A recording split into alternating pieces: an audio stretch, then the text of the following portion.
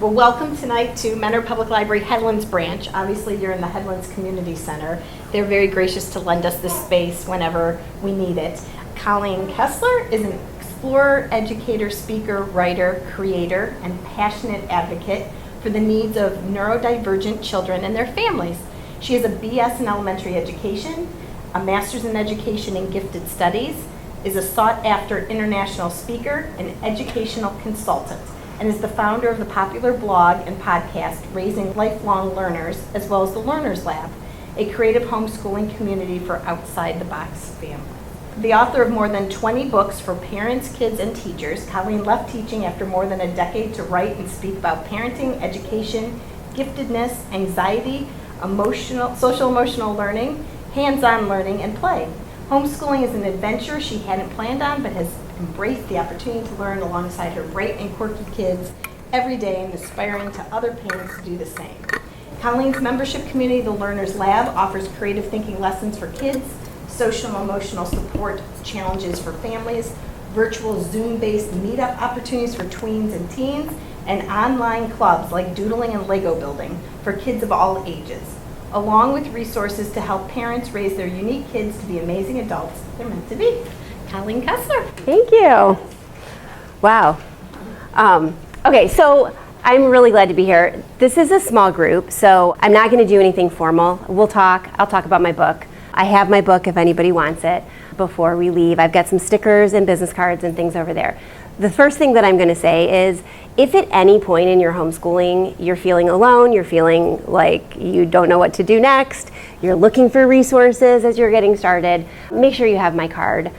When I say reach out, I mean reach out. I speak at lots of conferences and conventions all over the country and online, and I don't ever want anybody to feel they can't homeschool, because it can be isolating and you could come up to against something that you're just not sure about and not necessarily want to say to people around you that you're struggling, because even though it's more widely accepted, right, than it once was, you still feel like all the weight on your shoulders, and if something's going wrong, you feel like a failure, because when you feel like something's wrong as a parent, you feel like a failure, and homeschooling is like parenting on steroids, right? You are responsible for everything, and I don't ever want anybody to feel that way, okay? You're here, take my card, use it. I will say I'm not always the quickest to respond, but I do always respond. I definitely have ADHD kids who didn't fall far from the proverbial tree, and so my inbox often gets clogged up, but I will always be there if you need it. And if you are watching the replay, or if you're watching on the YouTube channel, same goes for you. You can reach out through the website that Tina mentioned, raisinglifelonglearners.com. Okay, so I started homeschooling. This is going to be my 15th year. I taught for a decade and a half. I never thought that I would homeschool. I kind of went into it kicking and screaming a little bit. My oldest is now 21, and he started at a traditional school. There's a gap between my first and my second. We had some health issues. We had actually a rare pregnancy-caused cancer in between the two, and so there's 5.5 years between my first and my second. And so when he was finally in school, I had this baby, nursing baby, and a preschooler, a toddler. She was 2.5, 3. And I had all these like visions of like sending him off to school, being there with cookies when he got off the bus, and being there for my little ones, maybe writing full-time, because I was already freelancing for book publishers and textbook companies and things like that. But school didn't fit for my oldest. I write about it in the book, and I've talked about it before, and you can find little snippets all over the internet, but he's very quirky. He's very differently wired. He was once described by his preschool teacher as an extreme thinker, and that just didn't stop.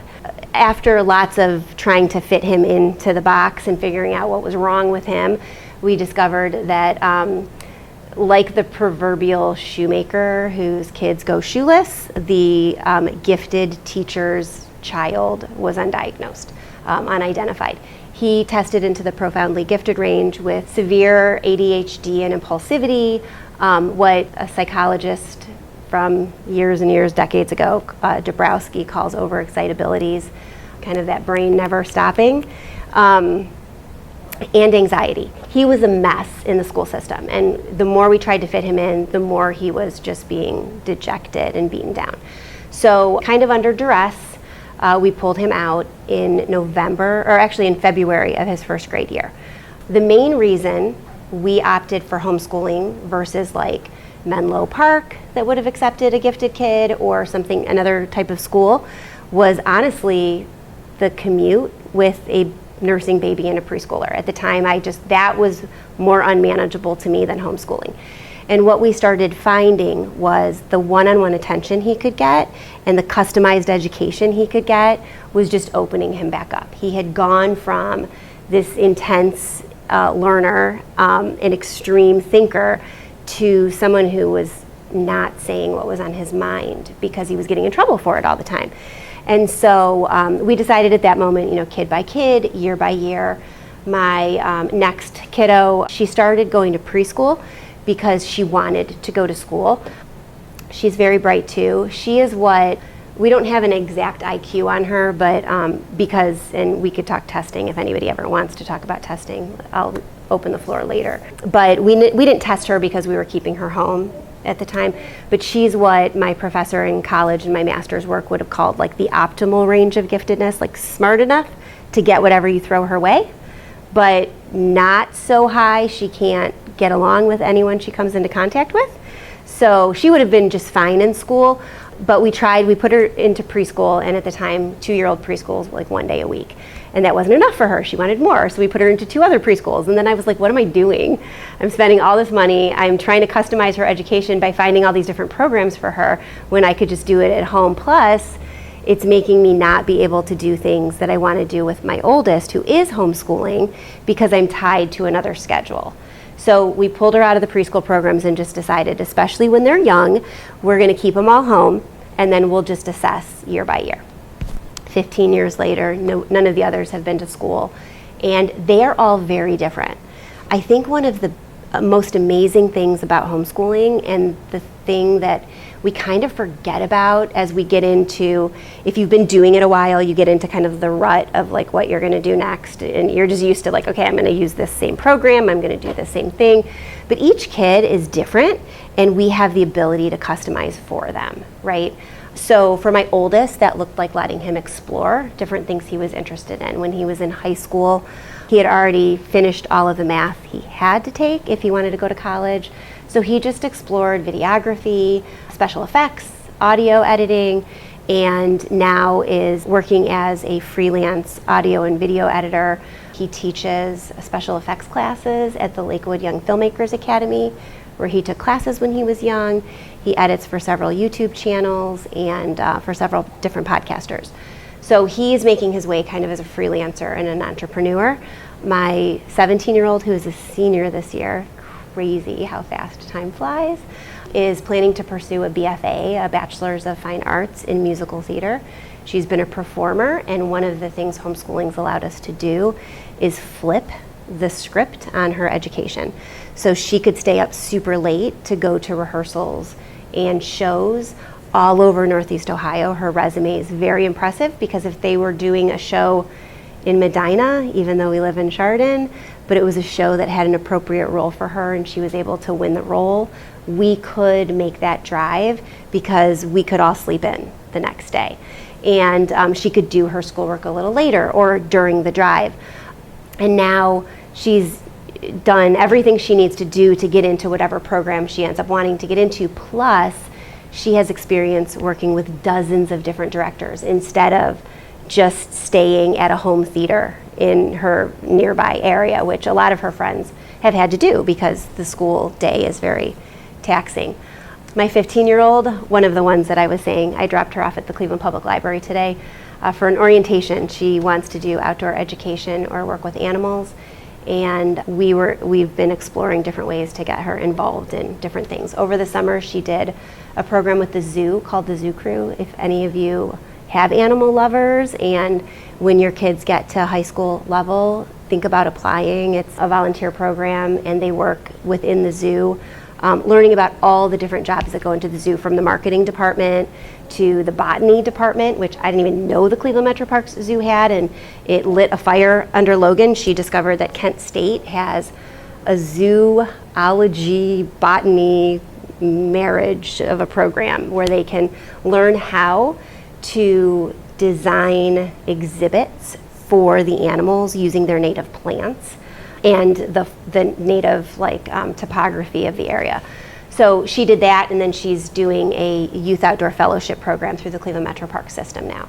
Again, when we look at our kids individually, we start to see kind of who they are, right, and figure out where we want to fit them. So when I started homeschooling, I did what most people do when they first start homeschooling, look into all the different curriculums, all the different programs, right, what would fit. And I chose a curriculum, and sometimes it worked with my kids, sometimes it didn't. What I would say I learned over the last, decade and a half of homeschooling is that flexibility is going to be the best thing any of you can do for yourself and for your kids. Marrying yourself to any one specific program is what's going to give you frustration down the road. The best education is an individualized education. We know that. We have research that supports that. It's the one thing schools can't do for us because they have 25 kids or more in their classroom. There are great schools out there. My husband is still a teacher. Like I said, I taught for years. There are teachers who love what they do. There are great programs that are a fit for a kid at a specific time. But what we can do is we can look at our kids individually and see what they need. An example of that, several of you talked about being parts of different programs, a co-op or a hybrid situation. We've done just about everything throughout our 15 and a half years of homeschooling. Co-ops where the kids did a specific program, and then the rest of the week we went home and we did the rest of that curriculum. Co-ops that were purely enrichment, where it was like I taught one year a science of slime class, which was super cool. Actually, there's a lot of science in slime, actually, and they got their core subjects with me. We've had years where there's been craziness going on, and we've been very unschooly and very eclectic. I think we've settled more into, and kind of overall, the overall picture of our homeschool is more interest-led and kind of passion-driven. Really, it's student-driven. It's kid by kid, year by year, what they need at a given time.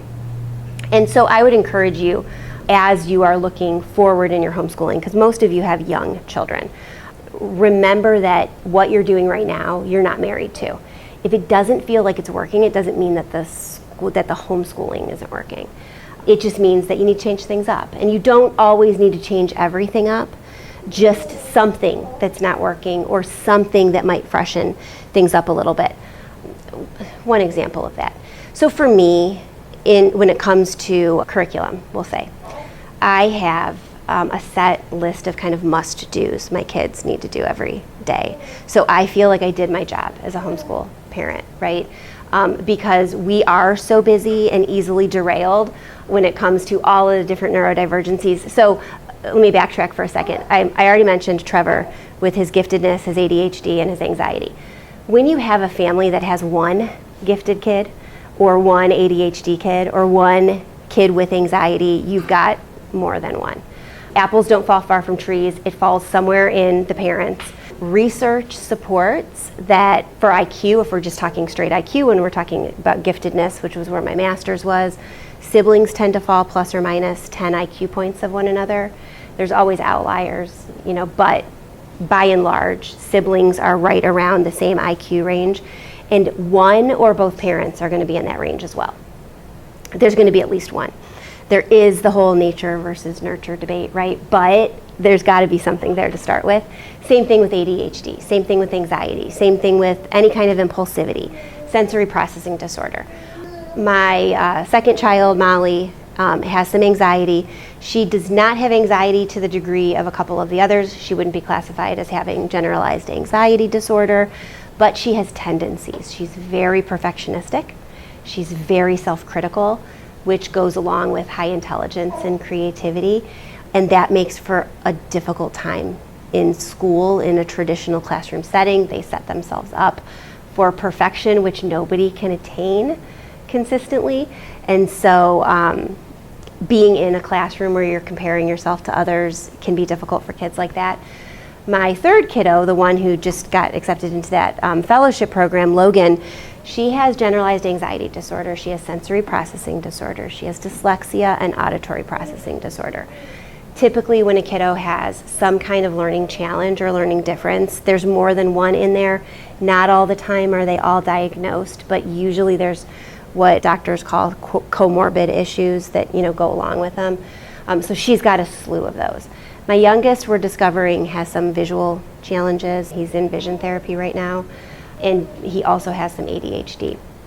He's also very bright. He might actually blow the oldest out of the water, but he's also a younger child, the youngest of 4, and so he likes to pretend like he can't do most things, so someone else will come bail him out. He's really good at playing everybody in the house really well. But when it comes to those kinds of kids, right, it's best to have an individualized approach to our kids. The truth of the matter is, though, that research suggests all students learn best when education is tailored to them. It's just not something we can do in the regular school system. The problem with that is our school system is still focused on the deficit-based model of learning, right? Let's figure out what's wrong so we can fix it. Let's figure out where the issues are so we can focus more on those issues. And research says, through positive psychology, through educational psychology, says that when we focus first on our children's strengths and interests, we're much more easily able to pull up their challenges because they're more confident, they're more resilient, they're more able to bounce back when things get tough, and they feel good about themselves, so it's easier for them to tackle anything that's a challenge.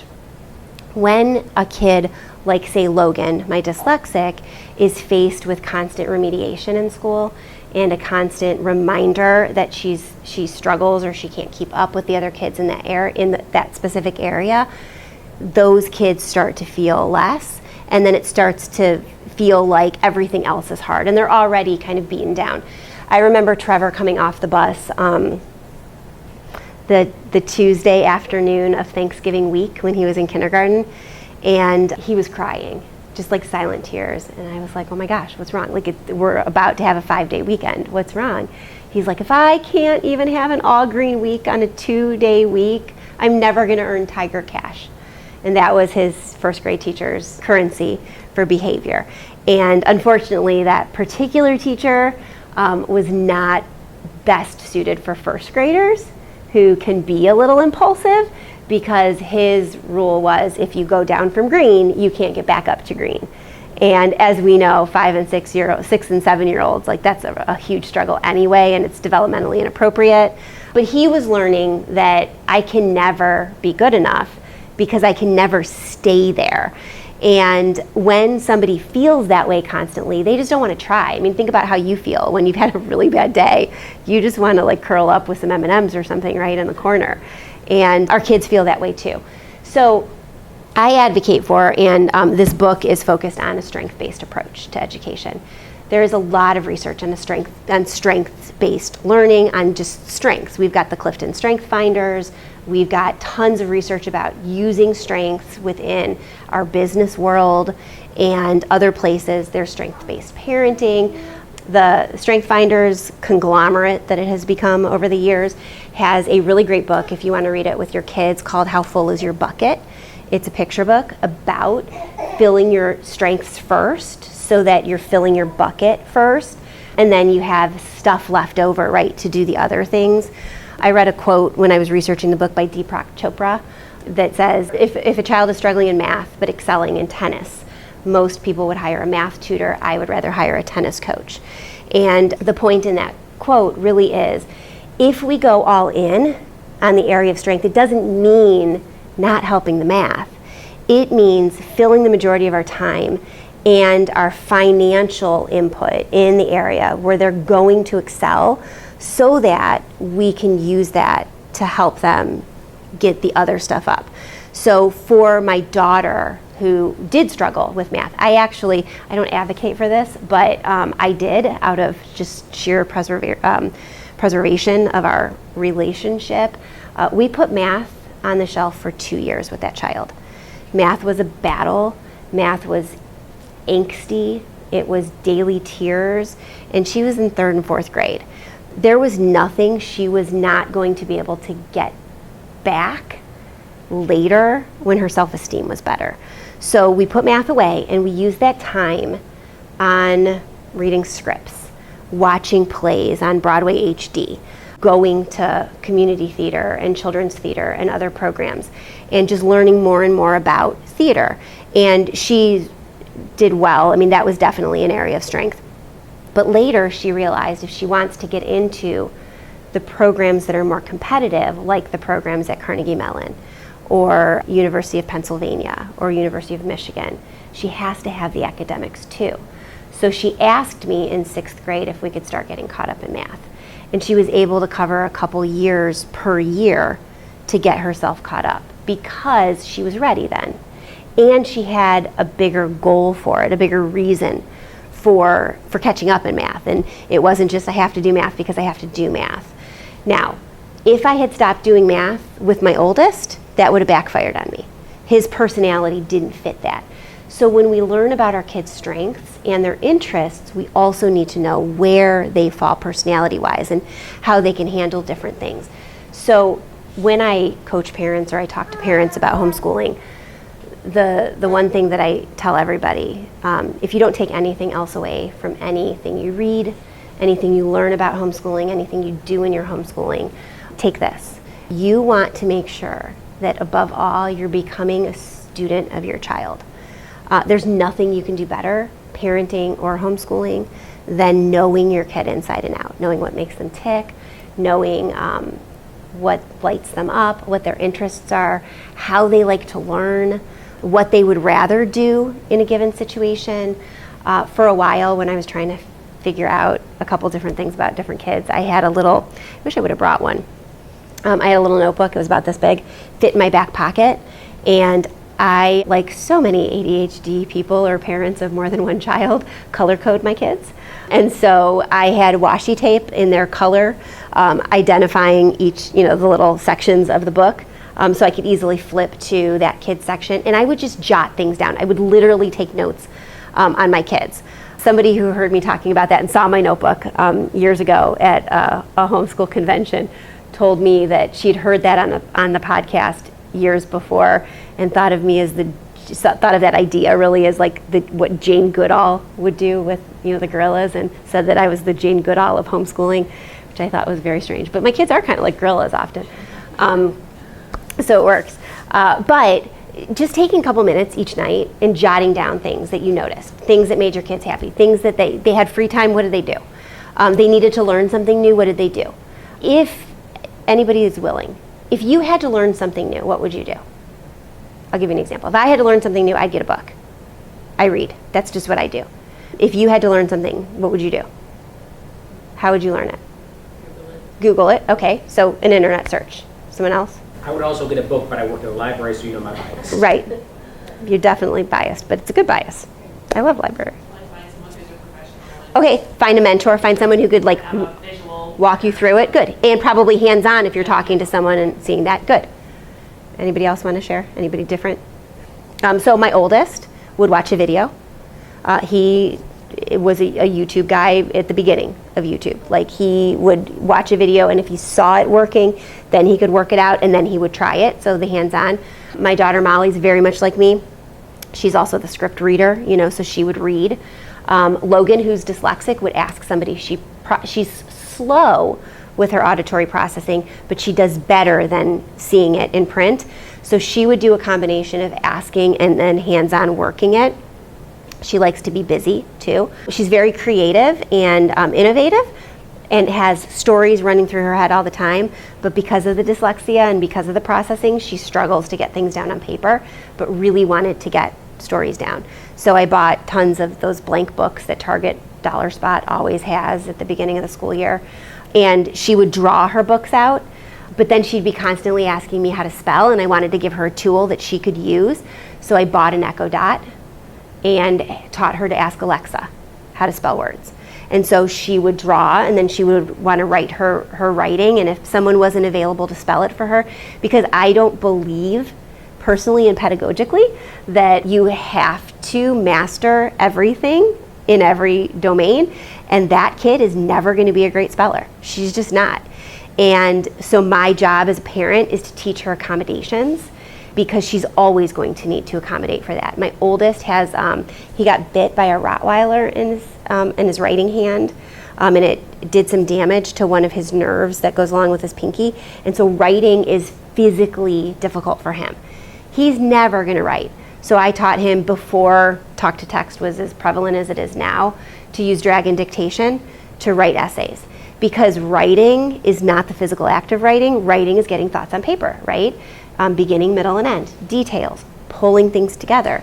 And so I want my kids to be able to accommodate for their weaknesses while leaning into the things that they want to do, and then using their strengths in the process. So finding the way your kid learns the best, what do your kids gravitate towards, so that, and here's the important part of that, and this is where strength-based learning comes in. We all have strengths and weaknesses. I've always been good at reading and writing and speaking. Linguistically, I shine. Mathematically, cannot do anything without a calculator or someone to hold my hand.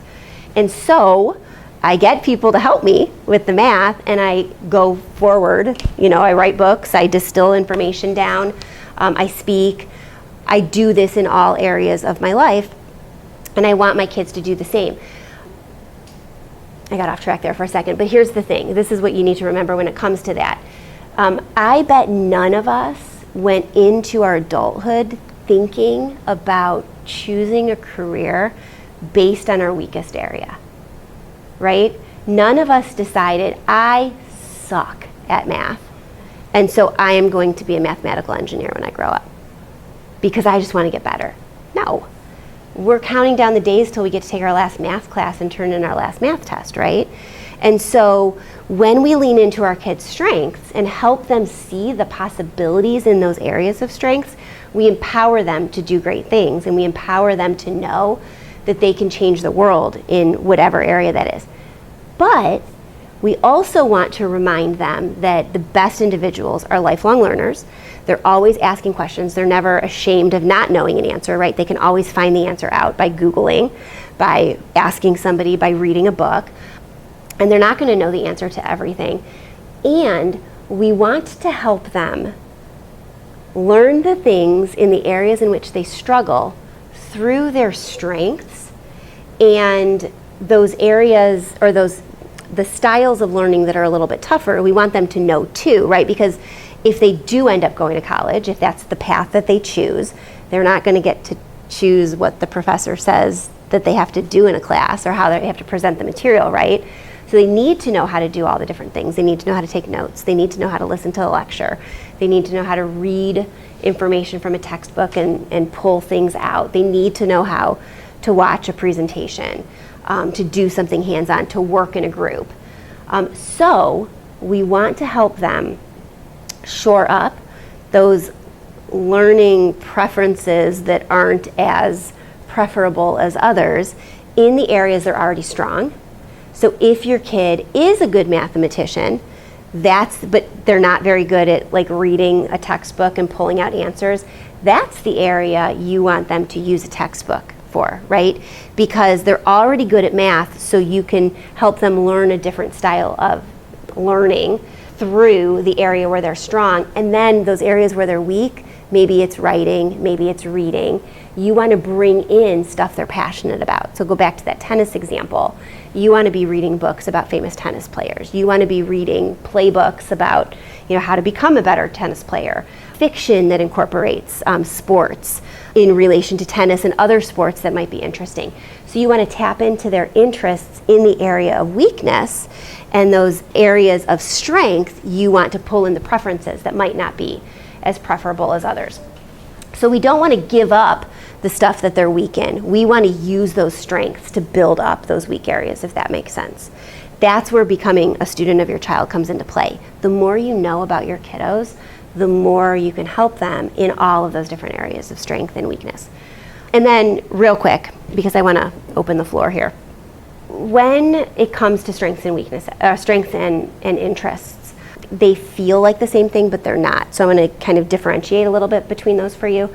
Strengths are the areas in which you have a natural kind of bent towards, propensity towards. And it doesn't really matter what you end up doing in life, that's the way you're going to do it. Whereas interests change throughout life, right? So going back to me as an example, linguistically, writing books, reading books, speaking, my interests over the years have changed. When I was in college, I was on the speech and debate team. It was fun. It was very fun. I was definitely a geek on campus. As I grew up and I started teaching, I wrote books for teachers. I wrote resource books that they could use in the classroom with their students. As I learned more about gifted education, I wanted to bring practical things into the classroom that non-gifted teachers could use with their gifted kids, because not everybody had gifted specialists in their school systems. So I wrote books and had them, they were published through publishers who published school materials. And I spoke about giftedness, about differentiating in the classroom to school districts. So still using my strengths in my area of interest.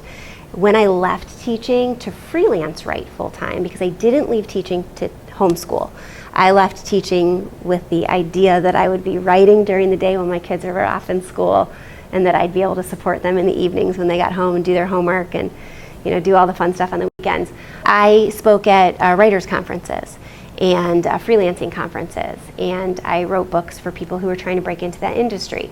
And then when I started homeschooling, I started leaning more into helping parents do their homeschooling and their parenting with tough kids through all of the stuff that I'd learned and all of the interests I had and the things I was living day by day through speaking and writing and doing like one-on-one sessions.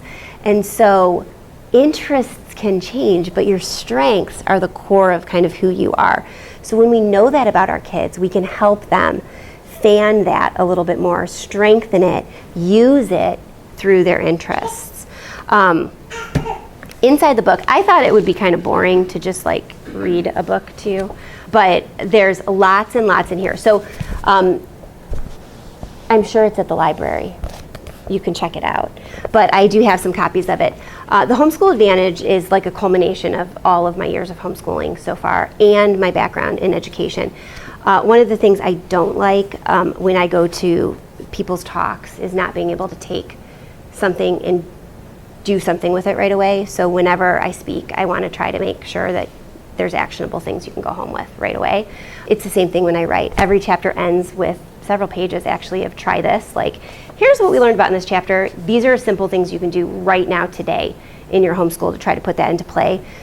There's also lots of examples and quotes from different families I've worked with, along with pictures of actually my homeschool. So you can find things that we're doing with examples of like charts that I make for my kids and stuff in there. And you're welcome to flip through it. But I want to know, what, if you're willing to share or you have questions about, what are you, go ahead. Real quick, I just want to say, we are recording this. I will not be including anything that you're talking about your kid. So if you don't be nervous about talking about your kid, this portion is not in the talk. Perfect. And if you are watching though, because this is going to go up on the YouTube channel later and you weren't able to make it and you have questions, just send them to me. Because again, that's what I'm here for. I don't want anybody to ever feel that they can't get their questions answered. And I have a podcast, so I answer a lot of those questions anonymously on the podcast. There is also a voicemail widget on my website in the contact section that you can leave messages up to 5 minutes and I can just answer you back. So if you're watching this and you have a burning question or you are struggling in any way, shape, or form, just reach out.